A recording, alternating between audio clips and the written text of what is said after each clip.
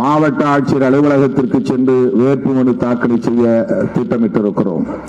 எனவே தோழர்கள் பெருவாரியாக அந்த நிகழ்விலே பங்கேற்க வேண்டும் என்கிற வேண்டுகோளை தெரிவித்துக் கொள்கிறேன். தம்பி தனக்கோடி உள்ளிட்ட முன்னணி பொறுப்பாளர்களுக்கும் வணக்கம். அதன் பின்னர் அமைச்சர் அவர்களின் வழிகாட்டுதலின்படி நாம் தேர்தல் பிரச்சாரத்தை மேற்கொள்ள இருக்கிறோம். மக்களை சந்தித்து வாக்கு சேகரிக்க இருக்கிறோம்.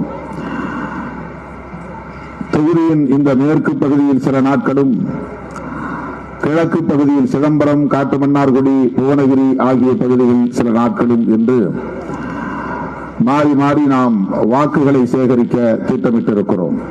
நமக்கு எஞ்சியிருக்கிற நாட்கள் 20 நாட்கள் தான்.